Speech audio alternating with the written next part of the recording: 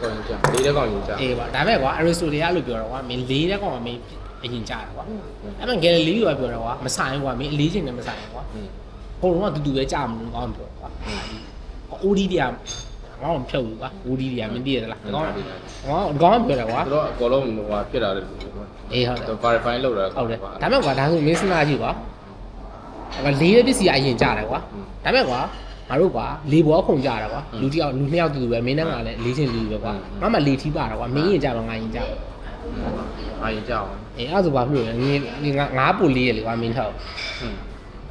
တည်မလားအဲ့ဟုတ်တယ်ကွာအဲ့ခါကျတော့ကွာ तू ကပြောတာကွာတကယ်တမ်းကျတော့ကွာငါတို့ကတူတူပဲကြာမှာကွာတကယ်တော့ကဘာကြီး swing ကလူတိုင်းအရာဝတ္တတိုင်းပေါ်မှာတူတူပဲကွာဟုတ်လားလိုက်ဘာဖြစ်လို့ဒီကောင်ကကြာသွားလဲဆိုဒီကောင်ကဘာဖြစ်လို့ကြာတာနှေးရဲဆိုတော့ air resistant ကြောင့်ကွာဟုတ်ပါလားလေရဒီကောင်ကဘာလောက်တာတကယ်လို့အမင်းကအေးအဲ့ဒါလေတကယ်ဒီကောင်လေရမင်းကိုဒီကောင် resist ရှိတယ်ဟိုဒီမှာကွာလေရှိတော့ဒီကောင်လေရ resist လေရဒီကောင်တော်နာတာကွာအဲ့လိုမျိုးဖြစ်တယ်အဲ့ကြောင့်ဒီကောင်မကြာတာကွာအဲ့ဒါဒီကောင်ဒီအရာတို့နှစ်ခုကွာဒီကောင်တစ်ခု air resistant များအောင်ဒီကောင်လှုပ်လိုက်တယ်ကွာအလေးချိန်မတူဘူးတော့ပေါ်တဲ့ကောင်ကွာ